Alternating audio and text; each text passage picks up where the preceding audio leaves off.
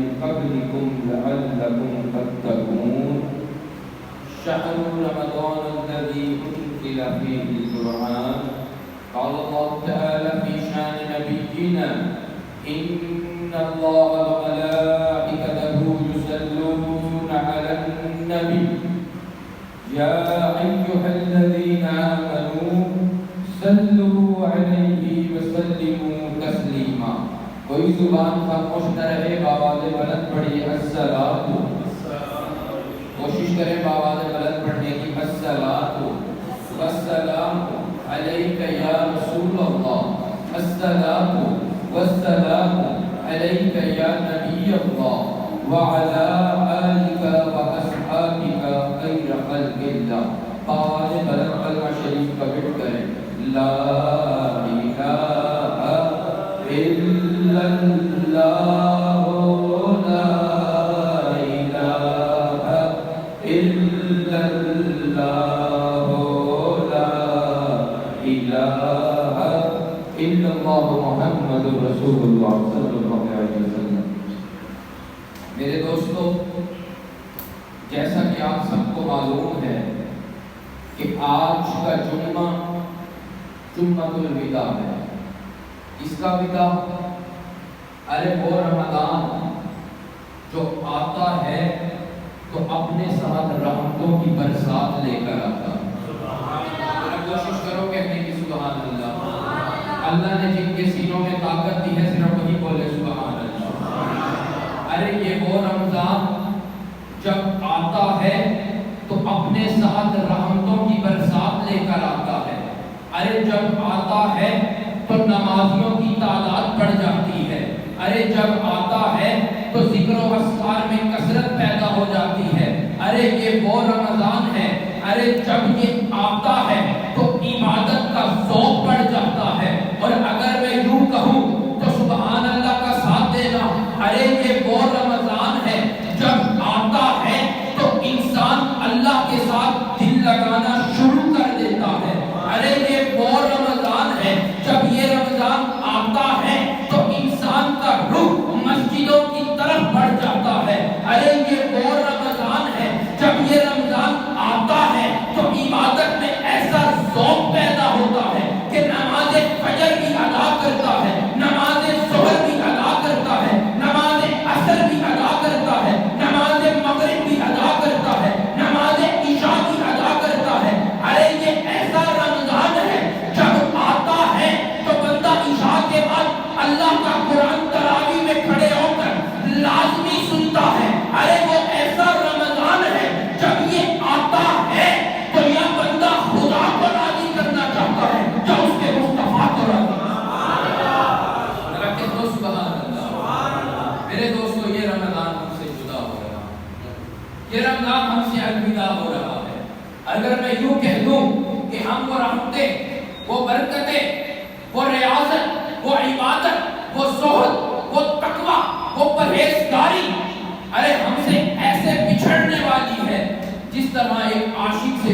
محبوب سے دور کیا جاتا ہے۔ میرے دوستو یہ رمضان کیا پتا ہم ہو یا نہ ہو، اگلے سال پھر آنا ہے، اس سے اگلے سال پھر آنا ہے، اس سے اگلے سال پھر آنا ہے۔ میرے دوستو اللہ تبارک و تعالی نے اس رمضان المبارک کے روزے ہر مسلمان چاہے وہ مرد ہے یا عورت دونوں پر فرض کیے، دونوں پر فرض کیے۔ اور یہ روزے صرف ہم پر فرض نہیں ہوئے، ہم سے پہلی والی قوموں پر بھی ایسے ہی روزے فرض ہوئے۔ فرق یہ ہے کہ وہ روزہ رکھتے تھے تو انہیں عبادت کا ثواب ملتا تھا 1 گنا یا 10 گنا۔ اللہ نے اپنے محبوب کی امت پر ایسا کرم کیا کہ جب روزہ دار روزہ رکھتا ہے، سارا دن بھوکا پیاسا رہتا ہے، ارے عبادت کرتا ہے، اللہ کا ذکر کرتا ہے، قرآن کی تلاوت کرتا ہے، ارے اللہ کے نام کو بلند کرتا ہے، سارا دن بھوکا اور پیاسا رہتا ہے، تو اللہ نے اپنے محبوب کی امت پر ایسا کرم کیا کہ جب روزہ دار افطاری کے وقت بھوکا پیاسا بیٹھا ہوتا ہے، جب تک اس کے کانوں میں اللہ کی اذان نہیں آتی تب تک وہ کوئی کھانے کی چیز اپنے منہ میں نہیں ڈالتا۔ ارے اللہ کو یہ ادا اتنی پسند آتی ہے کہ اللہ خود فرماتا ہے اے میرے بندے افطار کے وقت جو تو کچھ مجھ سے مانگے گا میں تجھے عطا کر دوں گا۔ اب چاہے تو رزق مانگ، اللہ تجھے رزق عطا کر دے گا، چاہے تو اپنے گناہوں سے توبہ کر لے، اللہ تیری توبہ قبول کر لے گا، ارے چاہے تو اپنے گناہوں سے توبہ کر، اللہ تیری توبہ قبول کرے گا، چاہے تو اپنے گناہوں سے معافی مانگ، اللہ تیرے تمام گناہ معاف کر دے گا۔ یا اللہ یہ تو نے ہم پر ایسا کرم کیا ہے، ایسا فضل کیا ہے کہ یہ ماہ سیام جو رحمتوں والا مہینہ ہے، برکتوں والا مہینہ ہے، ہم سے جدا ہونے والا ہے۔ یا اللہ ہمارے تمام رکھے روزے اپنی بارگاہ میں قبول و منظور کر لے۔ یا اللہ ہماری ایک ایک عبادت، نماز عصر، نماز مغرب، فجر، ظہر، عشاء، تراویح، قرآن کی تلاوت، ذکر و اذکار کرنا، یا اللہ اپنی بارگاہ میں قبول کر لے۔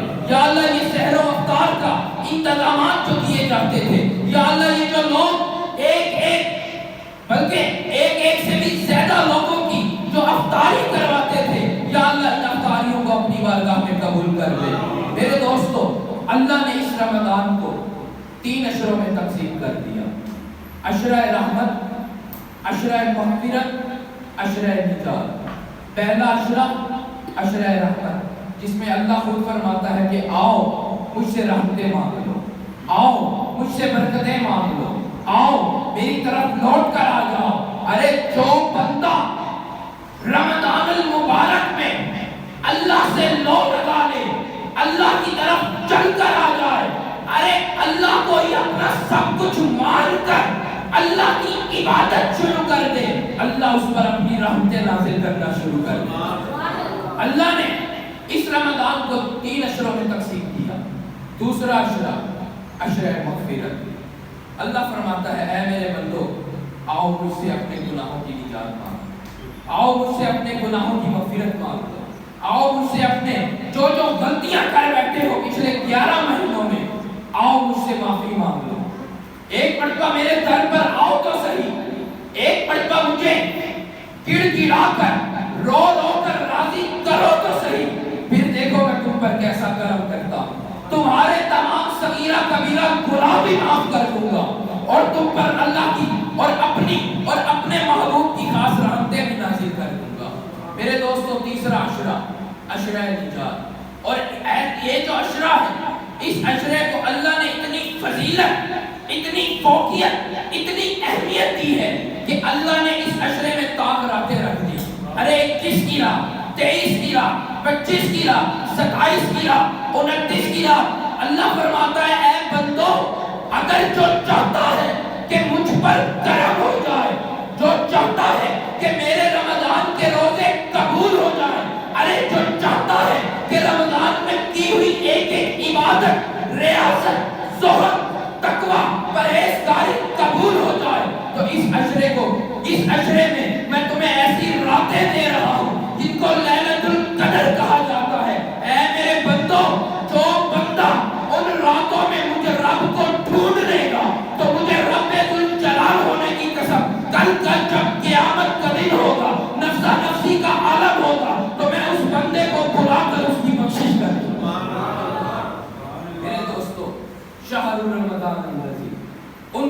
فیہ القرآن، اللہ نے اس قرآن کو رمضان المبارک کے مہینے میں نازل کیا.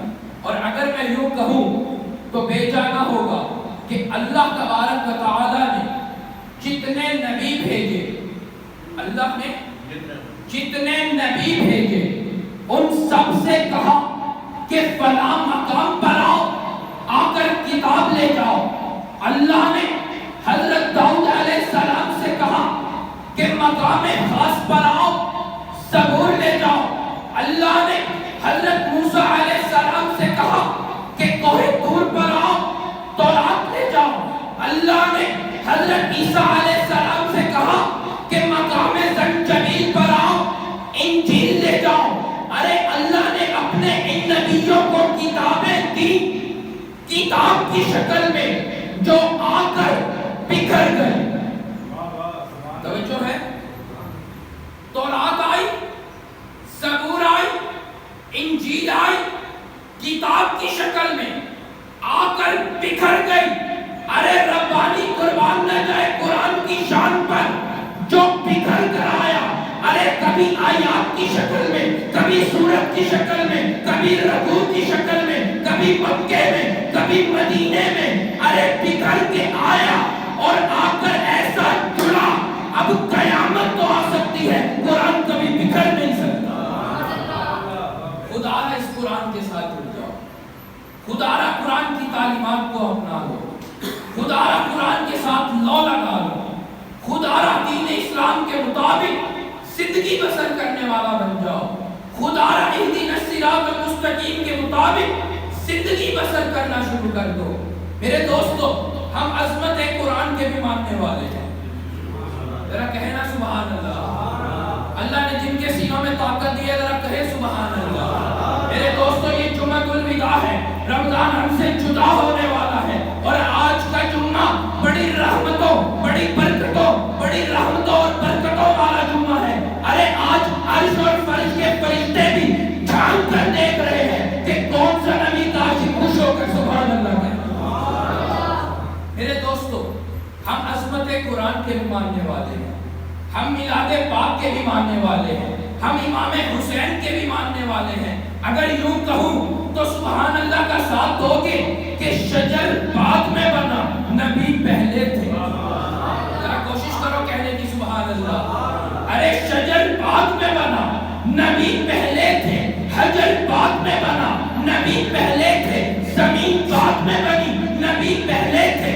آسمان بعد میں بنا، نبی پہلے تھے. کائنات بعد میں بنی، نبی پہلے تھے. ارے جبرائیل بعد میں بنا، نبی پہلے تھے. حور بعد میں بنے، نبی پہلے تھے. غلمان بعد میں بنے، نبی پہلے تھے. جنت بعد میں بنی، ارے نبی پہلے تھے. قرآن بعد میں آیا، نبی پہلے. قرآن بعد میں آیا، نبی پہلے تھے. اور یہ وہی قرآن ہے جس کے بارے میں کہا جاتا ہے کہ قرآن کتاب اللہ ہے. کہہ دو سبحان اللہ. قرآن کتاب اللہ ہے، نبی رسول اللہ ہے. ارے قرآن کلام اللہ ہے، نبی لسان اللہ ہے. ارے قرآن حق عالمگیر ہے، نبی اس کی تفسیر ہے. ارے قرآن اس مصنف کی تحریر ہے اور نبی اس مصور کی بنی ہوئی تصویر ہے. میرے دوستو، خدا را قرآن کو سمجھ لو، خدا را قرآن میں الفاظ کو دیکھو، خدا را الفاظ میں معنی کو دیکھو، معنی میں مطلب کو دیکھو، مطلب میں تشریح کو دیکھو اور تشریح میں چھپے ہوئے عشق مصطفیٰ کو دیکھو. پھر بندے کو قرآن سمجھ آئے گا. میرے دوستو، حافظ صاحب یہاں پر یکم رمضان المبارک سے لے کر اب تک قرآن کی تلاوت آپ کو کر کے سنا رہے ہیں. الحمد سے لے کر والناس تک قرآن پڑھا جا رہا ہے. 30 پارے مکمل کیے جا رہے ہیں تراویح کی صورت میں. انشاءاللہ کل محفل ختم قرآن پاک ہے بسلسلہ تراویح. جیسا کہ آپ سب کو معلوم ہے کہ ہر سال پروفیسر علامہ عبد المجید ربانی یہ خود اعلان کیا کرتے تھے، یا مسجد کی انتظامیہ یہ اعلان کرتی تھی کہ اس جمعے کا جو آپ چندہ دیں گے محفل میں خرچ کیا جائے. میرے دوستو یہ آپ کا دیا ہوا ایک ایک روپیہ پیسہ مجھے جو آپ خدمت کرتے ہیں میرے لیے یہی حلال ہے. اور میں مسجد میں بیٹھ کر کہہ رہا ہوں, اللہ اور اس کے رسول کو گواہ بنا کر کہہ رہا ہوں, اس کے سوا میں مسجد سے 1 روپیہ نہیں لیتا. چاہے آپ مسجد کی انتظامیہ سے پوچھ سکتے ہیں, میرے لیے یہ حلال ہے. میرے دوستو خدا را دل کھول کر مسجد کی خدمت کرو. مسجد کے اخراجات ہیں, یہ اے سی لگے ہوئے ہیں, یہ بجلی کا بل بھی آنا ہوتا ہے, یہ سب آپ سب کے لیے ہے, آپ سب کی آسائشوں کے لیے ہے, تاکہ باہر سے جب آپ گرمی کی شدت محسوس کر کے مسجد میں آئیں تو آپ کو ایک خوشگوار ماحول ملے, ایک ٹھنڈا ماحول ملے. میرے دوستو دل کھول کر اس مسجد کی خدمت کریں, جس طرح پہلے کر رہے ہیں بڑھ چڑھ کر کریں. کیوں؟ کیونکہ رمضان المبارک میں اگر 1 روپیہ آپ خرچ کرتے ہیں تو اس کا ثواب 10 گنا نہیں 70 گنا نہیں. اللہ خود فرماتا ہے, اے میرے بندے جو رمضان میں میرے نام پر اگر 1 روپیہ بھی خرچ کرے گا تو کل جب قیامت کا دن ہوگا, نفسا نفسی کا عالم ہوگا, ارے وہ بندہ جانے یا میں جانوں کہ مجھے اس کو کتنی جزا دے. میرے دوستو اسی لیے دل کھول کر خرچ کریں, اس مسجد کی خدمت کریں, جتنا ہو سکے اپنے دوست احباب سے کہیں کہ مسجد میں آئیں, مسجد میں نمازیوں کی تعداد بڑھائیں, جمعے کے دن آئیں, رحمتیں لے کر جائیں, برکتیں لوٹ کر جائیں. ارے یہ رمضان تو ہے ہی ایسا جو کہتا ہے جس کے آنے پر انسان خوش ہو جاتا ہے اور جس کے جانے پر دل غم ہو جاتا ہے. کیوں دل غم ہوتا ہے؟ ارے اس لیے کہ وہ عبادتوں کا ذوق جا رہا ہے, اس لیے کہ وہ قرآن کی کثیر تلاوت جا رہی ہے, ارے اس لیے وہ روزوں کی سحر و افطار کی رونقیں جا رہی ہیں. میرے دوستو اس رمضان کو راضی کر دو, اس رمضان میں رب کو راضی کر دو.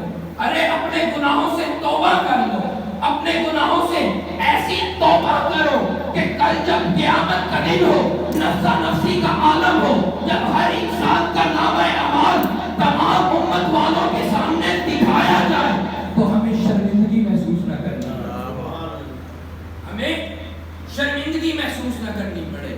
میرے دوستو انشاءاللہ نماز عید الفطر ٹھیک 7:30 بجے نماز ادا کی جائے گی اور ٹھیک 7 بجے تقریر شروع ہو جائے گی. تمام دوست وقت پر تشریف لائیں, اور میں آپ سب سے ایک مرتبہ پھر گزارش کرتا ہوں کہ دل کھول کر مسجد کی خدمت کریں. آپ کے یہ دیے ہوا پیسہ انشاءاللہ کل قیامت کے دن گواہی دے گا کہ اللہ اور اس کے رسول کے نام پر خرچ کیا.